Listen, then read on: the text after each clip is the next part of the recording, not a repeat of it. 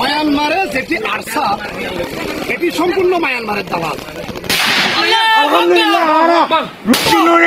Myanmar সেনাবাহিনীর তল্লাশি চৌকিতে আতাউল্লাহর নেতৃত্বে হামলা চালায় আরসা। আসসালামু আলাইকুম ওয়া রাহমাতুল্লাহি ওয়া বারাকাতুহু।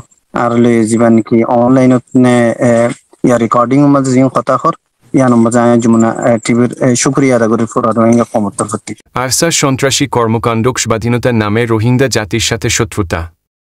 রোহিঙ্গা জাতি দীর্ঘদিন ধরে মিয়ানমারের সামরিক সরকারের নির্যাতন ও বৈষম্যের শিকার হয়ে আসছে। এই জাতির স্বাধীনতার জন্য বিশ্বমঞ্চে সোচ্চার হওয়ার প্রয়োজন থাকলেও কিছু চক্র নিজেদের স্বার্থে রোহিঙ্গাদের সংগ্রামকে কলঙ্কিত করছে। এর মধ্যে অন্যতম হচ্ছে Arakan Rohingya salvation army ARSA.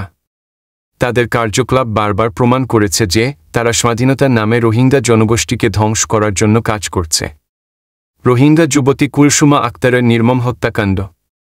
Archer অমানবিক কার্যকলাপের অন্যতম জঘন্য উদাহরণ হল কুলসুমা আক্তার নামের এক রোহিঙ্গা যুবতীর উপর সংঘটিত নৃশংসতা।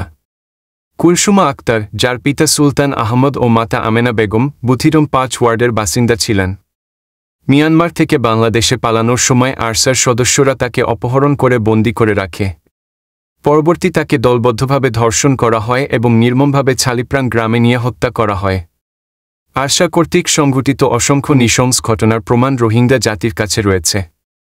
আরসা নিজেদেরকে রোহিঙ্গা জাতির স্বাধীনতার জন্য কাজ করা একটি সংগঠন হিসেবে দাবি করলেও তাদের কর্মকাণ্ড সম্পূর্ণ ভিন্ন বাস্তবতা উপস্থাপন করে। তারা নিরীহ রোহিঙ্গা জনগোষ্ঠীর উপর অত্যাচার, হত্যা, নির্যাতন ও যৌন সহিংসতা চালিয়ে রোহিঙ্গা জাতির ইমেজকে ধ্বংস করছে। যৌন সহিংসতা এবং নারী বিদ্বেষ আরসার চরিত্রের একটি জঘন্যতম উদাহরণ। আরসার অপকর্মের মধ্যে ধর্ষণ, হত্যা, চাঁদাবাজি ও অপহরণের মতো কর্মকাণ্ড নিয়মিত দেখা যায়। কুলসুমা আক্তারের ঘটনা এর একটি নির্মম উদাহরণ। আরসা তাদের অপকর্মের মাধ্যমে সাধারণ রোহিঙ্গাদের মাঝে ভীতির পরিবেশ সৃষ্টি করেছে। তারা নিজেরাই রোহিঙ্গা জাতির শত্রু হয়ে উঠেছে। আরসা আন্তর্জাতিক সম্প্রদায়ের সামনে রোহিঙ্গা জাতির জন্য কাজ করার কথা বলে, কিন্তু প্রকৃতপক্ষে তারা সন্ত্রাসী কর্মকাণ্ডের মাধ্যমে জাতির ইমেজ নষ্ট করছে। আরসার এই ধরনের কর্মকাণ্ড রোহিঙ্গা জাতির স্বাধীনতার সংগ্রামকে ক্ষতিগ্রস্ত করছে।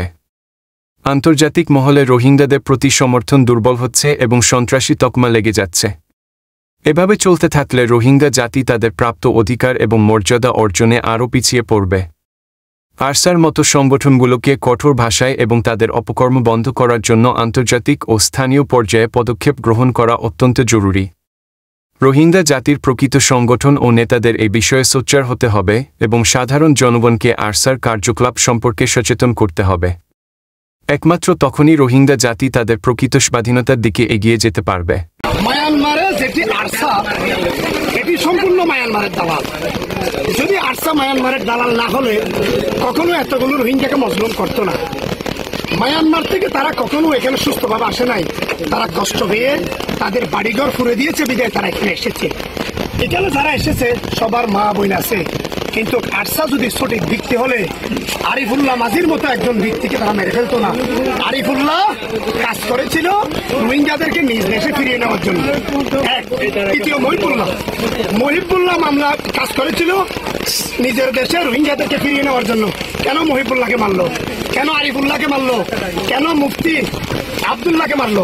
মুফতি আবদুল্লাহকে এখনো পর্যন্ত লাশ খুঁজে পায়নি। তো তারা যদি ভালো হলে তারা কেন তাদের আবদুল্লাহকে মারলো? তারা কেন তাদের জাতিকে মারলো? আরসা এটা সম্পূর্ণ মায়ানমারের দালাল। যদি তারা দালাল না হলে তারা কখনো তাদের নিজের জাতিকে মারত না। আজকে তাদের জাতিকে তারা মেরে ক্যাম্পে এসেছে মা বোন নিয়ে, ছোট ছোট বাচ্চাদের নিয়ে তারা বসবাস করতেছে। আজকে ক্যাম্পে এসে এই ছোট ছোট মা বোনদের সামনে তাদের বাড়িঘরগুলো আবার জ্বালিয়ে দিয়েছে। এখন তারা কোথায় যাবে? আঞ্চলিকে বলি, তোমাদের ভাষায় বলি, আরসা সম্পূর্ণ মায়ানমারের দালাল। যদি আরসা দালাল নইলে তোমার আর যারা মায়ানমার নাই রিপার্টিশন করি যারা নিজের দেশত ফিরে নিল না, ইতার আগে মারল মুফতি আবদুল্লাহর মাঝে, আরিফুল্লাহর মাঝে, মহিবুল্লাহর মাঝে যে মানুষ শুন তোমার আর নিজের দেশত ফিরে নিয়েছে বললা চাইয়ে ইতার মারিবার কি হার বাজিওল বাফকল তোরা মাথা তা করিব দে। আরসাও দিবা যদি মায়ানমার দালাল নইলে তোরা এঙ্গরি বারবার ফুরি ধরি। আজ তোরা নিজের দেশত তো গড়ারে ফেলাইও, বাড়িয়ারাই ফেলাইও, সম্পদারাই ফেলাইও, দনারাই ফেলাইও, দৌলতারাই ফেলাইও।